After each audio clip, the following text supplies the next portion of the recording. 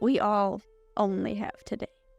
I am in no different boat than anyone else. And people with multiple sclerosis, like, we have a variety of symptoms, and it's hard to diagnose it, so it takes a long time. I was like, God, I can't handle MS. Not with my grandpa's backstory with it, not with what I thought it was, not with any of those things. So you're gonna have to carry it.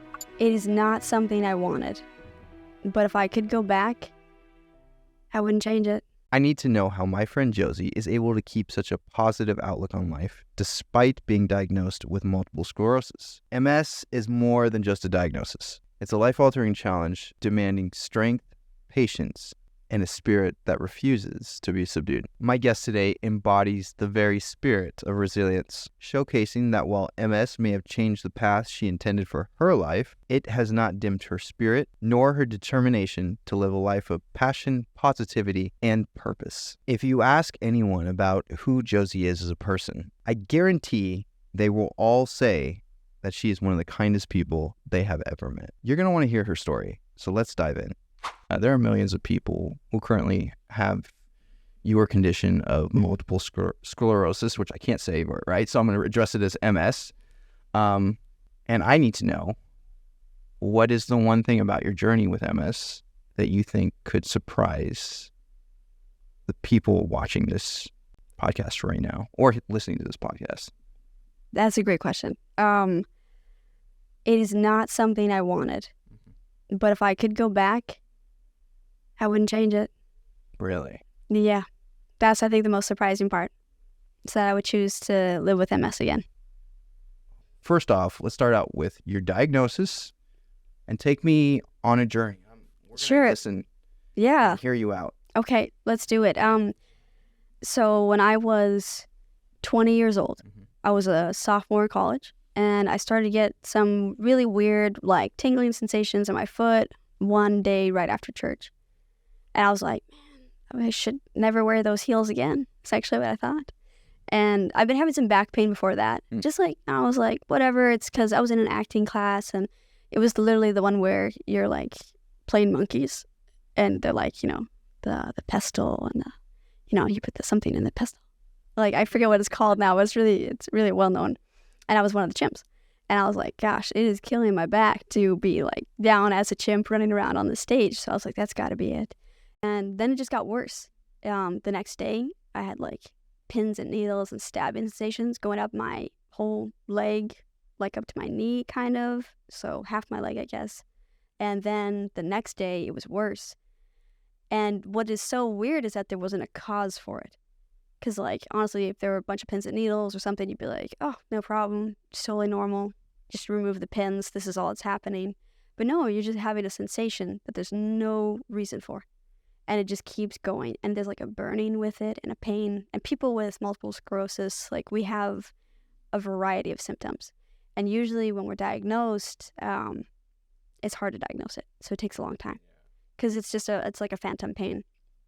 And so I had pins and needles, stabbing sensations up my left leg. Then they were up my right leg. They were all the way up to my belly button. And that's when I started, like, it becomes very psychological. Because you're like, what is happening to me? Yeah, it's in your head. And it's growing. Like, you can't stop it. And so it's extremely stressful and very frightening. And over the course of 4 days, like, I went to the chiropractor, and he was like, I was like, I think it's a pinched nerve. When it started out, it was just kind of my foot, I told him that, and he was like, maybe. So I went back again, and after a second treatment, he was like, there's no change. He's like, in fact, it's worse. You need to see a doctor. So I went to this doctor, a really brilliant guy, Dr. Justin Olswanger. And at the time, he told me something that I didn't really want to hear. He was like, I think it's neurological. I don't actually think it's this. Because he's like, you're fine. It's not a pinched nerve. It's not. I don't think anyway. And he's a great doctor. And so I kind of pushed him for an answer. I was like, well, what do you think it is then? Because this is insane. I'm tired of living with this. And I'd only had it for like 2-3 days. It was right after Thanksgiving, I think, when that started happening, the first pain. And he was like, yeah, I don't think you have Guillain-Barré, but I think it's something like that. And what's Guillain-Barré? It's like an autoimmune condition where you're paralyzed within like 48 hours. Oh, goodness. And it can be reversible, but it's difficult. It's a very difficult condition to have. And so he told me that, and I was like, that is bonkers. Like, no, that's not what I have. It's a pinched disc, whatever. Well, I went home, and it just kept getting worse. I can't remember if it was a Tuesday or a Wednesday, but it was like 4 days in, and it was much worse. I went to the ER. They didn't really know what it was. They sent me home. So the next day, I'm trying to go to classes and stuff. I couldn't go to classes, trying to get exemptions from class, and those are hard to come by. I just was having a really horrible quarter. It's 2 weeks out from the end of finals, fall quarter. And so I was just freaking out. It was going worse and worse, and it got so bad that the pain in my legs went all the way up to my belly button, and the lights started to hurt my skin. Just like regular house lights. I felt like they were burning. And then you get this thing where your eyes lag, and so you're trying to look around the room, but you can feel them go like,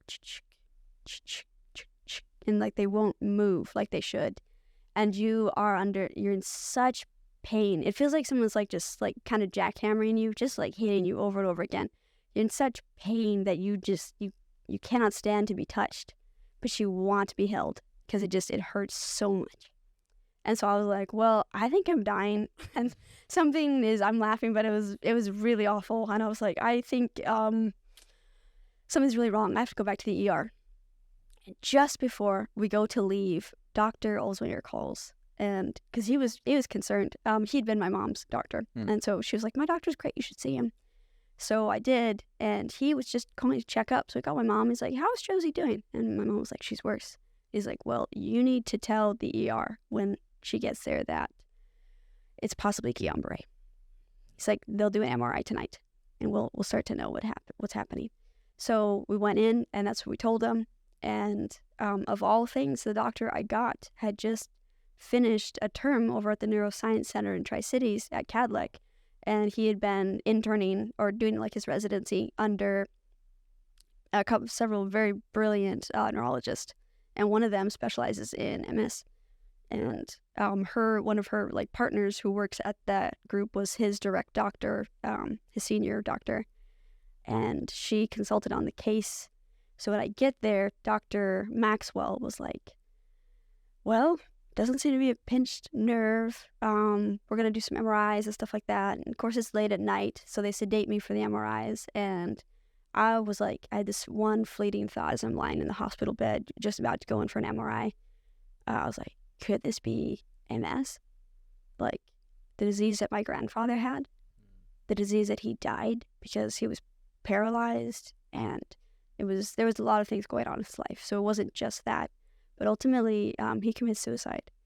And so I was like, no, that's like a nightmare. That'd be like an absolute nightmare. It can't be that. I was like, it's a pinched nerve. Holding on to that, that hope.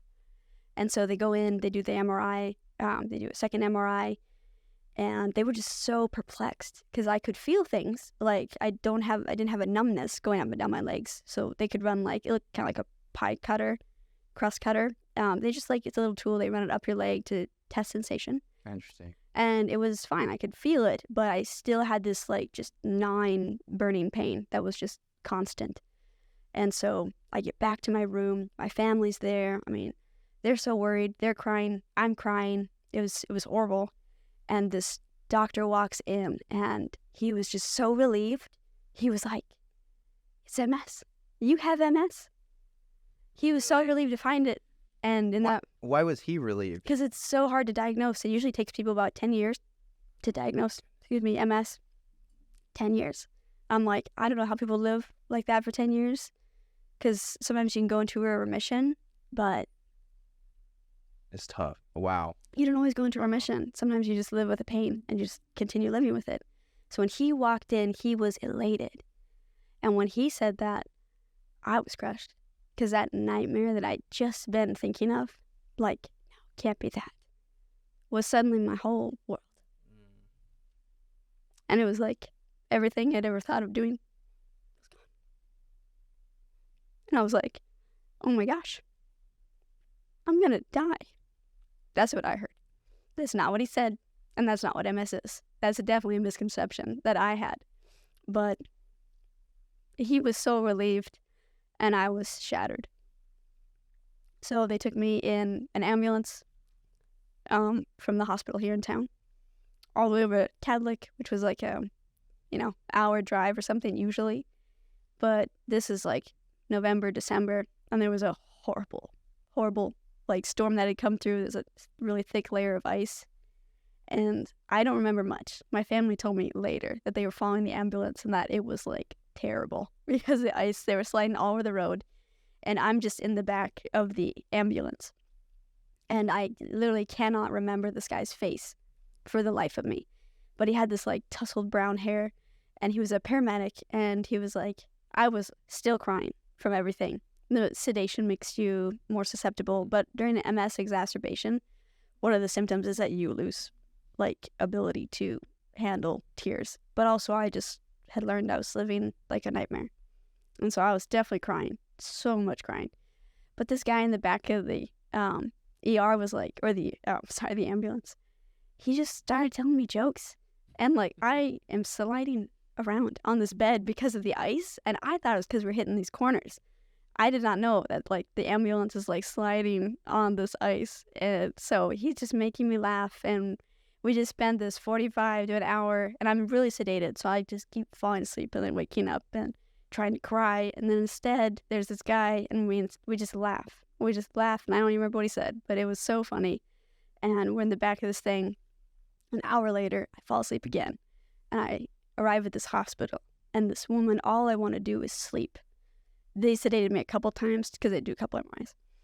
And she's just like, Josie, wake up. And we're being like pulled from a dream. And the walls were just like stark white. And she was like, I'm your hospitalist. I need to check you in. I was like, yeah, okay, no. And I just went back to sleep. She's like, kept waking me up. And then the next thing I remember is I was in a hospital room. And I had this IV in me. And there was, you take a lot of steroids to suppress an MS exacerbation. You take 1 gram of solumedrol like per day, I think, as a drip, which doesn't sound like a lot, but like prednisone, if you have to have like you have a small thing going, they give you like 10 milligrams, right? Yeah. Or 40 milligrams. So you take, intermittently throughout the day. So an entire gram for a day is it's quite a bit. And so I did that for 3 days and I was in this hospital room. And the first night was just terrible. But one of my soccer coaches, actually all of them came over. And one of them, she just held my hand. She was like, Josie, you're going to be all right. You're going to be okay. And I was like, no, I was a mess. I was like, no, I'm not. I was crying. And she's like, held my hand. And she's like, you can do this. You're going to do this. You're going to be fine. You're going to be all right. You're going to come through this. And I was like, no, I'm not. And I remember just crying so much. And my family was just shattered because they learned that the disease my grandfather had is now what I had. And the way his life looked, they thought would be how my life looked. And it wasn't good. He ended up being really, really paralyzed, very weak, very fatigued. He was in a wheelchair. He couldn't do a lot. And it was just, he died really young. And so they're like, that's what we have now. And so they were shattered. I was shattered. And then here's my entire soccer family was there. And they were just like, you're going to be all right. And that is like the words I needed to hear. And screenwriting, one of the things I love to do, you have like a dark night of soul moment, which is your character's under pressure. Everything they love has been stripped away and they've just kind of woken up to some horrible reality. Any sort of mentor or helping figure is gone. It's just them. And your character's never what happens to them. They're what they choose next. Mm. And I feel like I didn't really know what I was doing, but in that hospital room, I think my family was there, but they were sleeping. And so I was like alone. Like they were there. But yeah, I just remember kind of waking up and it was like dark out. I was looking around. I was like, God, I guess we'd had somebody pass away at the school just like 6 months earlier. She was hit by a car. It was just a really freak thing and she died.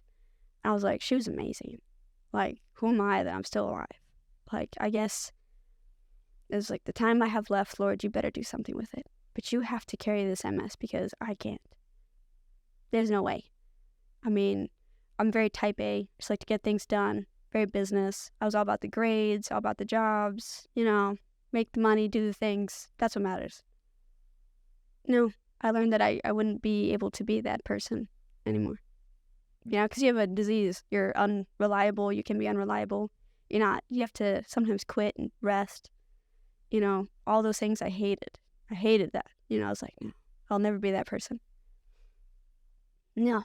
And I'd never want to be attached to having medicines and things like that all the time, Didn't want to have a giant pill jar that I have to carry around or stuff like that, And you're like, I never wanted to need anyone.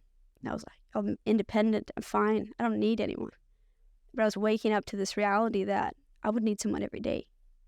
I would need people to take care of me, to be around, to help me in case I had a really bad day or whatever my reality looked like. I would need people. Yeah, so based on your experience at this time, what was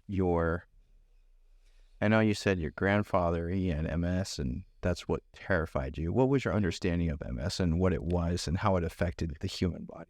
Well, I did not understand it well at all. I thought people died from it. And so my doctors were wonderful. I had a team of like 4 or 5 doctors that would come visit me a lot while I was over at Catholic. And they talked me through it, but I learned that it was a lifelong condition, that it wasn't something you died from. It was something, it wasn't a death sentence, it's like a life sentence. So you carry it with you. It's almost worse. Yeah, some ways. Yeah, some ways. But it's not. I read a book recently called Tuesdays with Maury, and it's about a guy who has ALS, which is a disease that will kill you within 4 to 5 years after being diagnosed. And people said, oh my gosh, that's awful. Most people just, go. They die. And he said, no, this is much more beautiful. You have a long time to say goodbye. And I was like, oh my gosh, who are these people? Incredible. But yeah, MS is more like something you live with. I was under the impression that you died.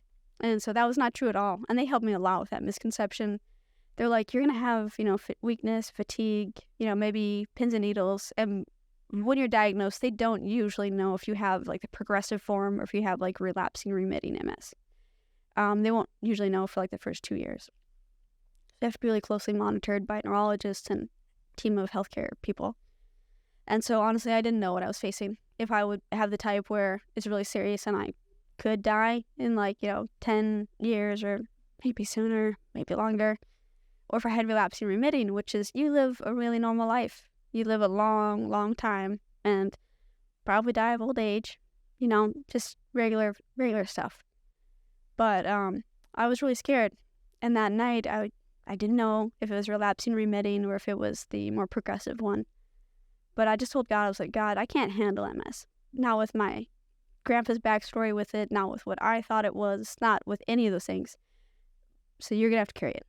And I was like, that's it. That's the deal. You do it because I can't. And I just threw in the towel. And it was in that moment when I let him be God that he was God. Because I'd never let him. I was so type A. I was like, I got this figured out. I'm going to handle it all on my own. I didn't need a God. Turns out he'll wait for you. So you need him. And I did. And so I think that was my kind of dark night of soul moment. In your lifetime, you'll have a lot of those rock bottom moments you hit. But it's the things you learn that matter the most and change who you are. And so I had to learn to slow down, to embrace the little moments in life, to tell people what they meant when I was with them, just in case I wasn't.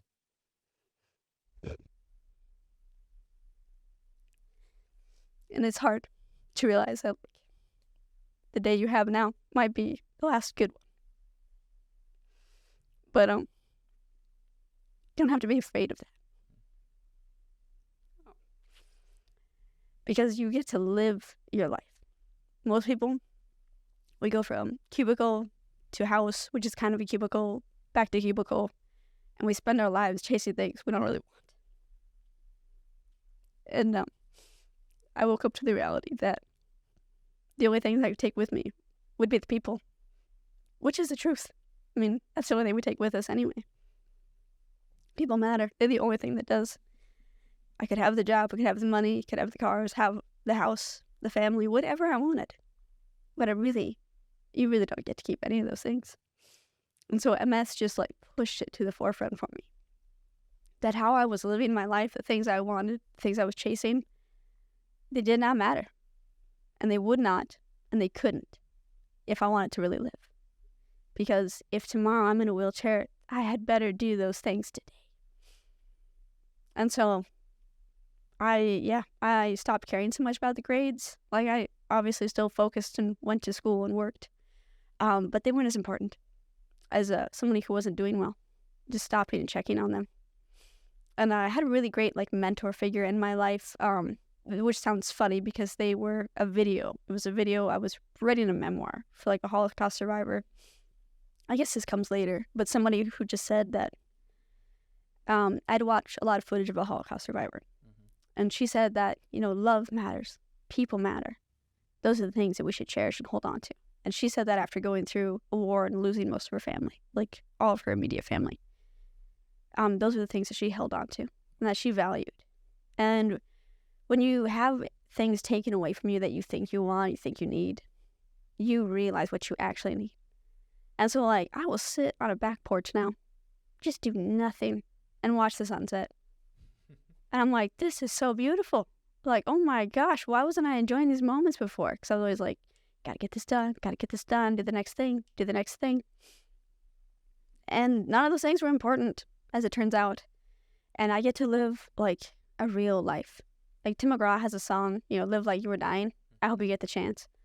Honestly, I hope people don't have to have the fear, don't have to have the regret, or the worry.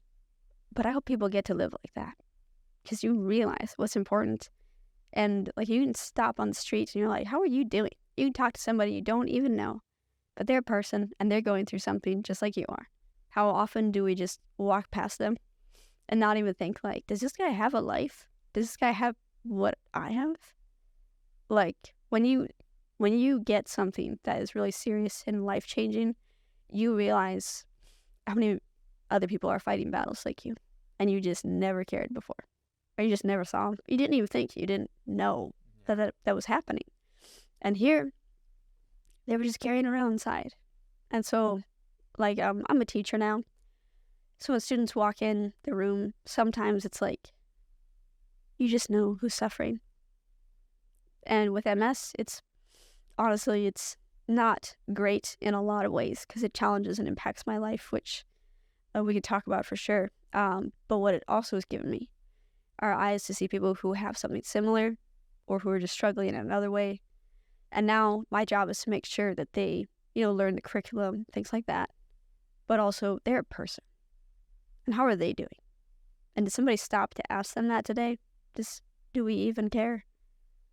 And the answer turns out before, it was like, no, do your own job, do your own work. And now it's like, yeah, are you okay? Ask those questions. Push yourself to be that person that cares. Because if you're not here tomorrow, honestly, no one's going to care if you finish that progress report for work. Finish the work. Don't be unreliable, but do not let it stop you from doing what really matters. You are a human being, and you are here to be a human being. And we do things like care for one another, check on people. We spend time together. We enjoy the little moments. Like, I stop and smell, I'm sorry, this is wild, but I literally stop and smell almost every rose I encounter. Because I'm like, holy crud, look at this thing. And it's wild, but that is something that MS, people be like, what is wrong with her? Yeah, you bet. They can think that all they want. I don't care. I can smell this rose today, and maybe tomorrow I can't. So I'm going to do it. Like, this is something that's here as a gift in our lives. Like, why did we never see that? So. Wow. So essentially you were one of the worst curses ever pronounced upon somebody became your greatest blessing. It did. It really did. And that's why I would choose it over again. Because before I didn't know what life was about or what it should be about. People always will tell you, but you just don't listen. And it wasn't until I was stuck in it that I realized what a gift life really is.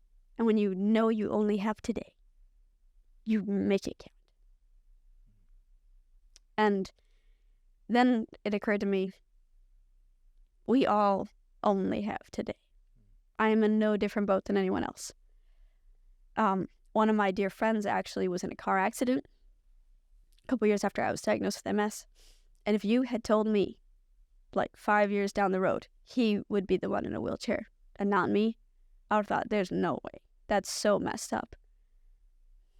Life is just freakish, we don't get to pick what happens to us, but we can choose who we want to be through it. And I was honestly didn't know who I wanted to be. You don't like, oh my gosh, I'm going to decide to be resilient. Like, no, that's not something.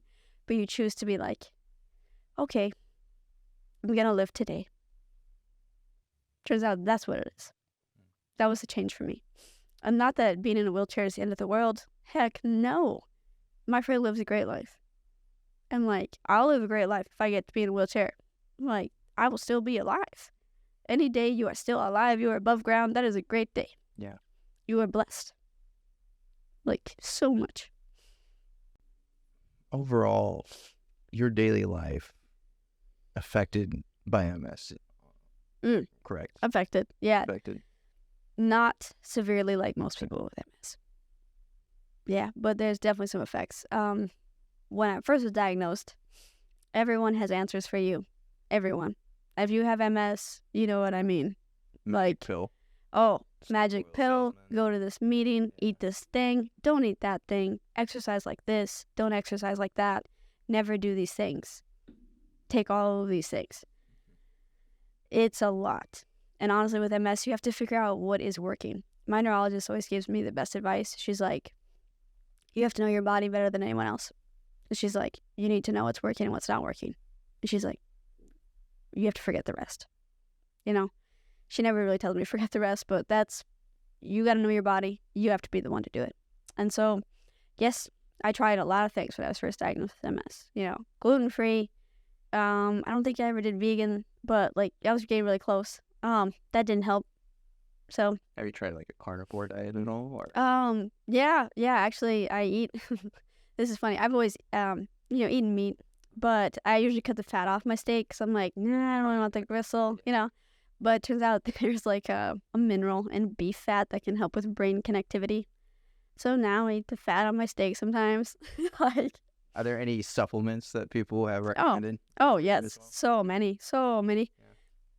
But basically, what with MS, a lot of people have a vitamin D deficiency. So the most important one is to take a lot of vitamin D. But you can take too much vitamin D. So now I'm not allowed to take any vitamin D until maybe winter.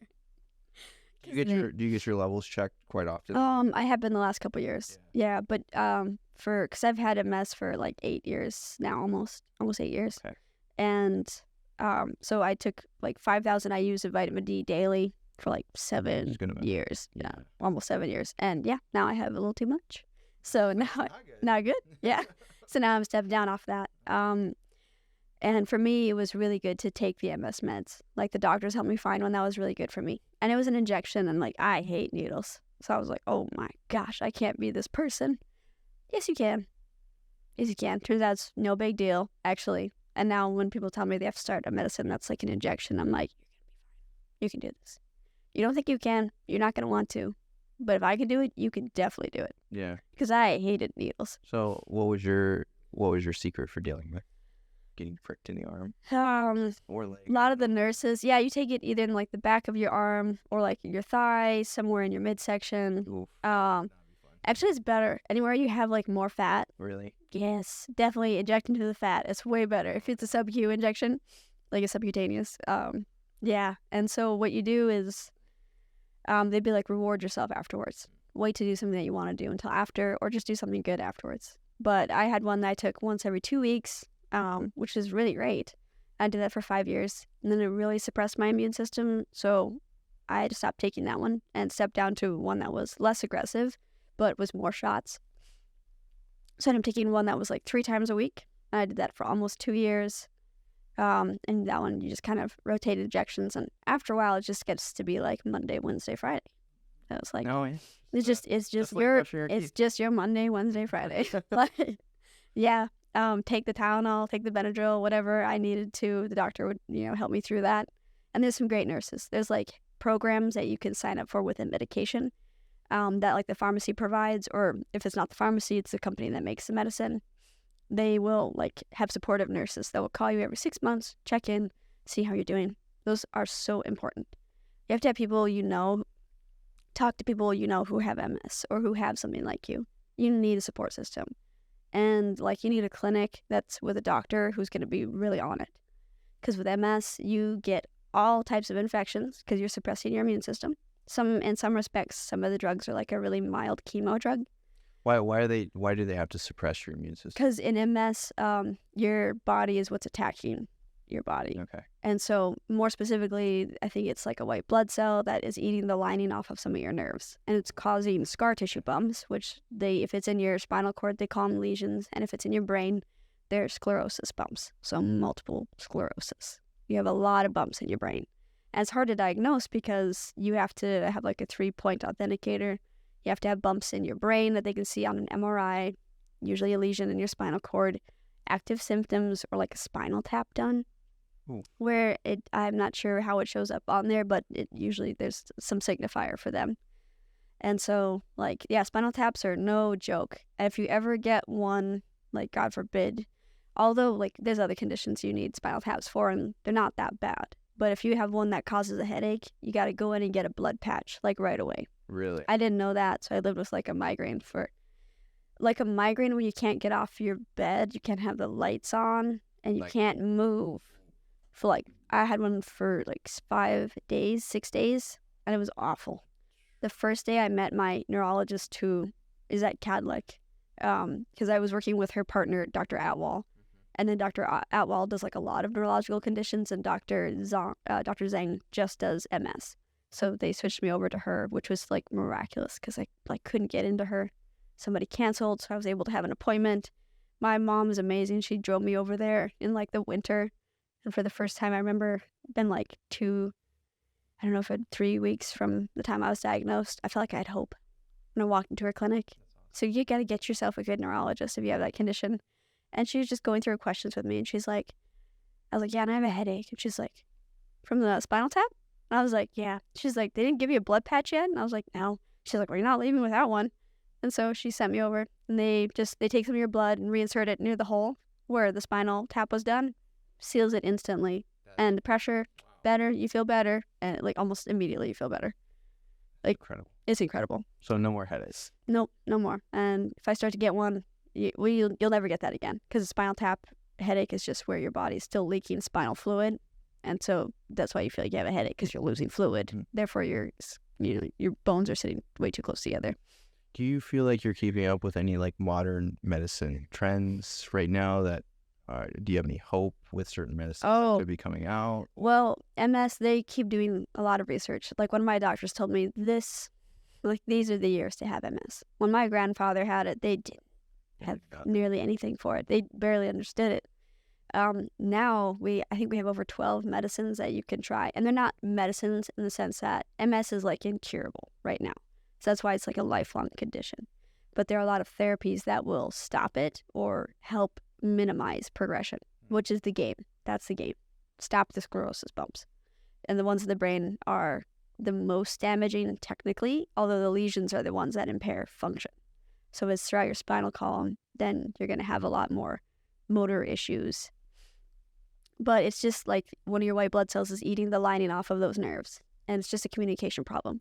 Your muscles still work, your brain still works, but the signal's getting lost in between.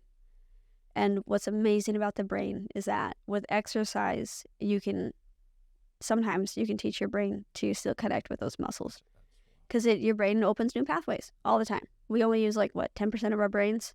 Yeah. Well, at least to think with. Yeah, right. With what we're conscious active of. Functioning. Yeah. So it's capable of a lot more that we know. And it's just, the Lord has been really merciful with mine. But also that was a hard thing, because believing in you believe in God, and then you get this disease that your grandfather had. He committed suicide, and now you're gonna live with it. Who is God to you? That took a while. And I remember driving home one day. It was like 6 months after I was diagnosed, and I was like, the thought hit me. I'd been thinking about it, and in one of my class assignments, it came up because I went back to college. It was like, what do you do with this? What do you think about God? And I was like, I don't want to be like Job, where he's like, asking God, like, why did you do this to me? You ruined my life. My children are dead. My farms are gone.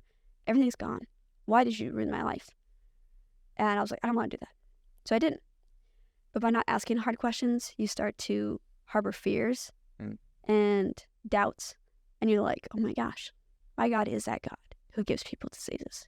my God is this guy who does this. And then I was like, do I believe that? Like, who is God in this? Well, one day as I was driving home, and like my MS was really mild, it still is. I have a very, very mild case. Like, I'm so freaking lucky, it's crazy. But as I was driving home, the thought just hit me, like left to right side of my brain. And it was like, he wouldn't do this to hurt you. And I realized that is where it was stinging. And it's not that like, it was that like, he's malicious. That he gives people diseases to give people diseases. To ruin their lives. But if he didn't do this to hurt me, then I was like, it doesn't sting anymore. And so for me, that was it. Other people have their own journeys, have their own questions. And now I encourage people, I'm like, ask God the hard questions. Read Job. Job does. God doesn't run. God doesn't zap him. God doesn't any of those things. He comes close. It says, Job, actually, let's talk. If you have so much knowledge and you think my silence means that I did this, let me ask you some questions. He's like, Job, where were you when I made the earth? Where were you when these things were happening? Do you know? Because Job is accusing God of doing this. And Job's friends are accusing Job of doing this. And like, that's basically how humans react to bad conditions. We're like, you did this or I did this. That's it. There are no other options. And like in the book of Job, we get to read the first part of the story where there's somebody else who shows up in heaven and is like, hey, people only love you because you're good to them. And God's like, that's not true. And Job would tell you. And Satan in that story, Satan means accuser, by the way. So everyone's like, Satan, what a scary name. No, it just means douchebag. No, it's like that kid in school is always accusing you of doing stuff, you know? It's just terrible. But he's like, no, people only love you because you're good to them. If you're not good to them, they won't love you. And Job doesn't even know, but he's upholding God's honor throughout that whole book. He probably died not knowing like that he couldn't know, or he would the test wouldn't work, right? And ultimately Job is restored. But he comes through this really awful time, and God says, hey, there's more happening here behind the scenes. You weren't there to see this. You weren't there to see what's happening now. Okay? There's something bigger going on. It's like a saving bigger than just like Joseph in Egypt. And he lived his whole life as a slave. He saved his whole family. He saved all of Egypt. But he sacrificed his whole life. And at the end of the day, he says he's okay doing that. Because he tells his brothers, it's okay, it wasn't about me, it's about you guys, it's about all of us. And Jesus is like that in the Bible too. He sacrificed his whole life to be about us. I mean, there's a saving bigger than just one person. And so I think for me, that's one of the things I do to like kind of cope with my MS. Is to put it in perspective. I'm just one person who suffers with one condition.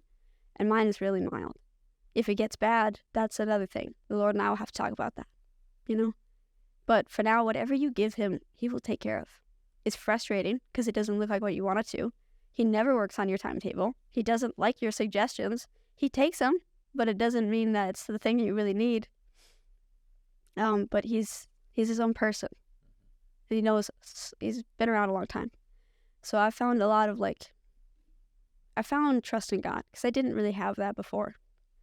I lost a friend when I was really young, and I just really struggled with trust after that. I mean, I lost a friend. He died of a weird illness. He was 7, and I was 9. And he meant a lot to me. We were just really good friends.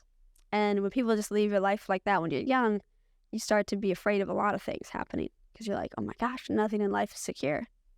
People can just disappear.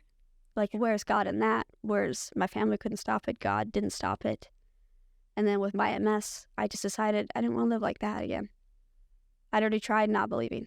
I already tried being afraid. It doesn't work.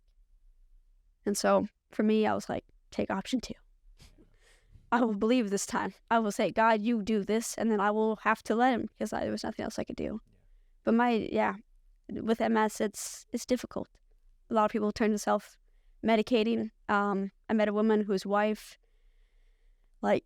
she self-medicated with MS, was a really severe alcoholic, and they ended up getting divorced because she just was really self-destructive. And so personally, I don't drink, and it's one of those reasons is my MS. I don't need that on top of it. I don't need to have an addiction that is actually ruining more of my body or my life, and I think I'm fine, and I keep my doctors away because I'm probably fine. Yeah, MS is a lot on its own, but you have to have outlets, and you have to have little things. So I took the medicines. I changed my lifestyle. I started going to bed, sleeping for 8 hours instead of like 5 or 6. I hated that. Started exercising. I'll be honest, I hated that. I was a college student. I didn't want to do any of those things. I started eating, more fruits and vegetables, just stuff like that. Taking care of myself. Again, I hated it. But that just goes to show how far I had fell off the bandwagon of being human.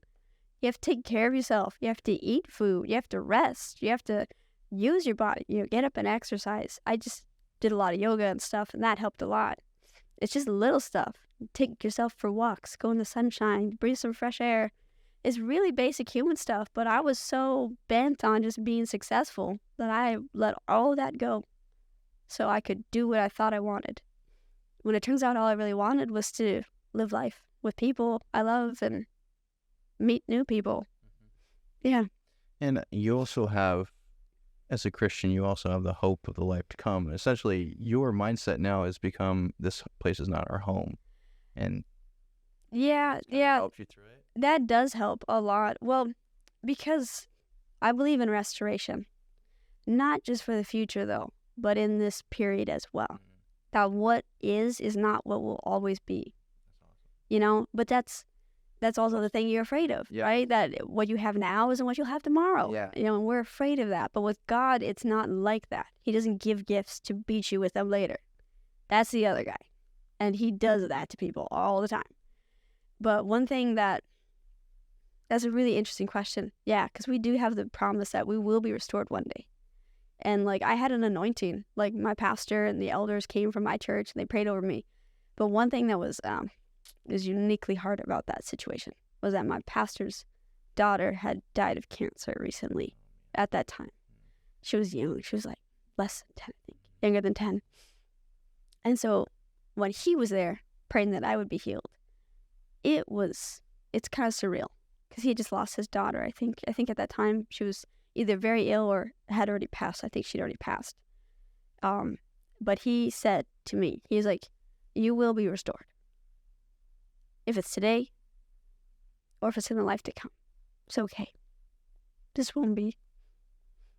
Sorry, it just means a lot. No, it's okay. This won't be your reality forever.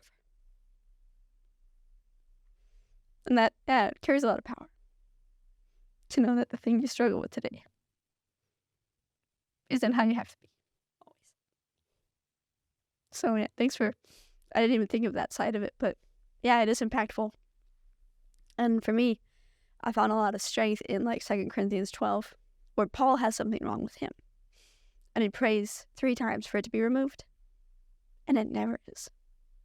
And instead God tells him every time, my grace is all you need. When you're weak, then I'll be strong. Because honestly, with MS, I shouldn't do any of the things I do today. Any of them. I just got back from riding horses down 1,000 foot canyon. Oh my goodness. I almost That's why you were late? What? I was late. And my horse went down on me in the creek. But he got up. He was okay. And yesterday, I about got bucked off. This rope tripped him up. And of all things, man, he starts kind of jumping and crow hopping, and he starts kicking. So he's bucking, and we just threw down. We just had to hold on, and I actually was taking a video on my phone. It's a selfie video, so I have the whole thing on camera. That's of me maybe we'll have to throw that on the end. Yeah, definitely. It was a wild thing, but I shouldn't be able to do any of those things. But it's not you who's doing them. It's not, and if people get any encouragement from my story, it's not me that's doing it. That has to be God, because I'm just Josie. And Josie I'm going to be real. She's very worried. She's really anxious. She doesn't sleep well at night. At least not before MS, which is ironic. Really? Mm-hmm. Yeah. She's a quitter. She doesn't do things she's not successful at. She hates being seen in public, coming undone, and she never cried in public. It's pretty weird now. And I'm I don't know why I wasn't embracing life sooner. Because it's okay when you come undone. It's okay when you're a mess. It's okay. And now I get to tell my students that. And I mean it. Because, like, I do interviews like this sometimes. People want. Yeah. And I think life is messy. And it's real. And I have the promise of tomorrow. But I feel like we are most special when we realize that we're just one person. And by sharing what we went through or are going through, that it validates others and their pain. Because, like, you have stuff you're going through. I'm sure your brother does too. And other people who are going to be listening to this, of course they have things they're going through. Maybe it's not MS, maybe it's something else. And you just feel like it's horrible. Like you're going to be stuck in it forever. Like there's no way out of it. Or maybe you're just afraid of that. And you just keep punching it down. And just doing your day to day. And you're like, it's going to be okay. Yeah. Well, that little inner voice, it's going to be okay, is true. But it's okay to drop all those balls you're juggling. It's okay. Turns out the worst thing that happens is you get an extension on some deadlines. People are either upset for a day or two. I mean, if they're upset, honestly, it's on them. Life happens to all of us. And you just, turns out it's okay. You can build life again. And then you don't have to do it alone. It's okay to ask for help. In fact, if you don't ask for help, you can really struggle a long time. So just ask. And like one of my favorite things I discovered recently was like, I discovered, it's something that's always been there and I just wasn't paying attention, like usual.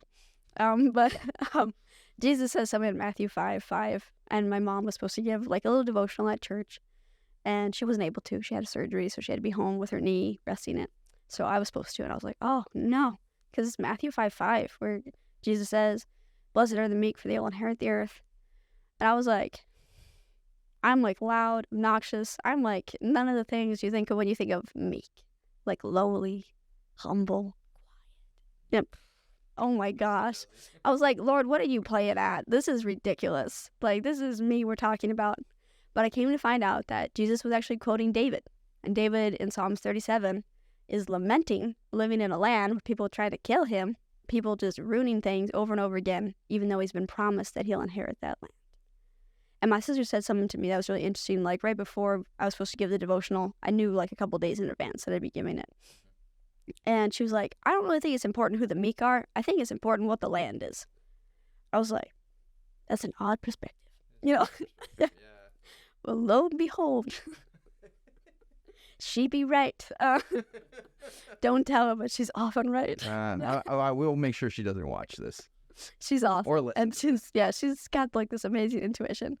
And yes, I read this devotional online, and it was like, are you ever disappointed at your job? Are you disappointed with your church if you go to church? Are you disappointed with your community, with your spouse, with your lover, with your children, with your life? Do you ever feel like you're stuck? Like God told you, he gave you something, he called you to do something, and it's just freaking not working out. Do you ever feel like that's you? And I was like, yeah, for sure. And then the guy who was writing it was like, that's what David's talking about in Psalms 37. It's not like David had been anointed. He'd been promised a kingdom. He's going to be king. And yet his father-in-law is hunting him down like he's somebody's, like some predator in the street. He's hunting him. He's living in caves. He's got this army that's trying to help. David's trying to have this army help him. And Saul's just after him all the time. And they're supposed to be family. I mean, at family dinners, it doesn't go well. David can't go home to his actual parents, and his life's a mess. And so he writes Psalms 37, out of that. He's like, God, life is a mess. Where's this promise you've given me? This is the land I'm supposed to inherit, and it's freaking ugly. And that's where it says, actually, if you don't mind, I'd like to read it just a bit because my memory's going to fail me. I blame it on MS because MS does have a lot of memory issues. But my doctor says, no, that's not what yours is. And so David writes, be still before the Lord and wait patiently for him. Do not fret when people succeed in their ways when they carry out their wicked schemes. Refrain from anger and from wrath. Don't fret. It leads only to evil. And those who are evil will be destroyed. But those who hope in the Lord will inherit the land. And skipping down to verse 11, it says, but the meek will inherit the land and enjoy peace and prosperity. And that whole, that people say, trust in the Lord and do good. They remember that. That's in that Psalms as well. Trust the Lord, do good, dwell in the land, and enjoy safe pasture. Take delight in the Lord, and he will give you the desire of your heart. So Psalm 37, meek inheriting the earth, is not about, being really submissive. It's about trusting God to deliver on the promises that he said he would. And David is waiting for that. I looked up the word meek in a dictionary, and it's, actually I looked up in Hebrew what it meant in Psalms 37 when David wrote it. And it said it's a strong man's ability to wait for someone else to act. To hold. Still, yeah. To hold still. I felt really called out on that because I'm I like to do stuff for myself. But MS is teaching me I need other people to help.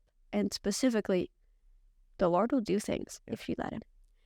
And the meek part, when Jesus said it, it's a Greek word. It's Aristotle's word for the middle way. Not on the left side, getting super angry, and not on the right side, being really apathetic. We don't care about your circumstance. You're not angry about your circumstance. You're not apathetic. You're meek. You're somewhere in the middle, where your emotions are a part of your life, but they're not ruling it, or ruling it, or ruining it. All of those are words, yeah. And David says, we gotta wait. And I remembered, I think of my MS like that, like a land that was promised me. Hey, you're gonna have a good life. When you're baptized or something like that, they're the Lord will go with you. He will go with you through nightmares. He'll go with you through fire, through floods. And it's not that he's not there when those things happen. It's just you have not yet lived to see that promise come true. And you cannot say, he's not going to deliver. He's not going to take care of it. Because Caleb in the Old Testament, this guy is 40 years old when the Lord's he's 45, sorry. And the Lord's go and scope out the land. And he's one of the only spies of the promised land who's hey, we can take that land with the giants. We'll be okay. And instead, all the people are no, we can't. So they wander the woods for the desert for 40 years. Well, Caleb's still alive when they do inherit the land. And Joshua, who had been with him that day, asked Caleb, what land do you want? And at 85 years old, it'd been 40 years, Caleb says, I want the land that's ugly. It's a mess. I want that mountain with the giants. Where is the faith of this old man? Mm-hmm. And he said, it might be that the Lord is still with me. He would take on a challenge like that for a might be with me. That's incredible. I barely walk with my MS for a God, you had better be here, yeah. And Caleb is give me the ugliest land because the Lord's going to make it beautiful. That's the first time we see God in Genesis 1. When he comes to the world, it's not that it's nice. In Hebrew, it's tohu and bohu. It's ugly and empty. We translate it formless and void. But it's a mess. And then when he's done, what does God say about it? He says it's good. But in Hebrew, the word good doesn't just mean, okay, well done. It means beautiful. It carries this this side of aesthetics to it. And so he comes to a world and it's ugly and empty. And what he's done, it's good and it's beautiful. So whatever land you've inherited or you feel like you're called to inherit, whatever circumstance you're in, just know that it's the meek who inherit it. It's not those who are angry. It's not those who fret. Yes, he waits for us too. He waits for us too, because I was angry and I was fretting. And he waits. He will give you that land. But it's a mess. It's a journey and it's a lifetime commitment. Caleb waited 40 years for his land, for his chance to slay those giants. 40 years. Not even to have it, give it to him, but just for that battle. Yeah. And David waited years to become king. And he did. And I'll wait years to be whole. But along the way, I would never go back to who I was before. And I cry when I say that because it's I had it so good before. I didn't even know. But I don't want to be her.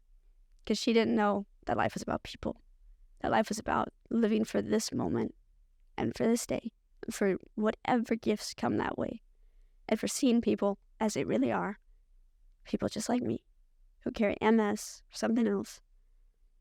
We're just people. And we need help. And it's really good when we see that and when we can talk to one another about it. And so I kind of frighten people now because they're like, how are you doing? And I'll tell them. Today's not good. I have pins and needles in my legs, buzzing sensation. I had to sleep an extra like 2-3 hours just so I could come to work today. Like, I had to stop drinking dairy because it was giving me like inflammation with my eyes. Don't worry, I don't give them all the lowdown all at once. But I'm honest. I'm like, I'm tired. I'm sore. I'm not having a great day. Are you describing your day right now? My day right now is pretty good. I have some like leg pins and needles. Yeah, but that's because I was like working a lot, trying to stay on those horses as we were riding. And you fell off the horse, or your horse? I didn't. I finally got my cowgirl badge. Okay. So yeah, but it was it's rough. Life is rough, and we lie to each other all the time. And we're like, I'm fine. How are you? I hate that so much. So I just decided to start breaking it down and just be like, I'm human. Are you too? Because I know we are. That's a secret. You know, they're struggling too. So you're like, what's going on with you? And meaning it. I have the best interactions now with people in the hallway. One of two things happens. They will stop asking you how you're doing because they really don't want to know. Or they'll stop because they want someone to know how they're doing too. And I think that's how we conquer MS. It's not that we cure it, which there are bright horizons for MS in this life. Exciting. They're actually, developing vaccines, I think in Germany right now for it. And Sweden's doing a lot of great research. And in California, there's a lot of great research coming out too. So it's not like MS is the end of the world. But it's very livable. And if I could tell people one thing with MS, it's you're going to live a normal life. You're going to be fine. You just, like, surround yourself with people who care about you. And, like, be brave. But you're going to be okay. And live the life you want to. Just do it. You're going to have a long time. You're going to have a good time. But pay attention to what matters. Listening to your body matters. If you're tired, go take a nap. If you're hungry, seriously, stop and eat. Whatever project you're working on is not more important than your body and your health. Yeah. And the same is true for other people. And you need to cut them that slack too. You're not going to be able to keep all your appointments. That's okay. Well, I think we got to wrap it up because we're running out of juice on the cameras here. But Josie, that's beautiful. Thank you for coming on here, sharing with us little bits of, actually a lot of inspiring knowledge. And I hope we can do this again, actually, because I've known you for 6 years now. Roughly. It's been a bit, right? It's been a bit. And ever since I've known you, you've always been a shining bright light of joy. Thanks. Yeah. So, and I had no clue that you had thing. MS when I first met you, and I was like, whoa. And then, that's like the highest compliment you can give someone with MS, actually. Just tell them, hey, didn't even know you had it. I did. Yeah. Then that, let me tell you, it just puts you on cloud 9. You're like, wow, normal. Thank you. Thanks for having me. You are better than normal, Josie. So. Hey, actually, I strive to not be normal now, but thank you. It's been an absolute delight. I've loved knowing you and working with you through the years, and like who you are today is just incredible. So you keep doing you. I got a long ways to go to be Josie standard. So no. If you see anything great, the Lord just does cool things when you're not looking. So.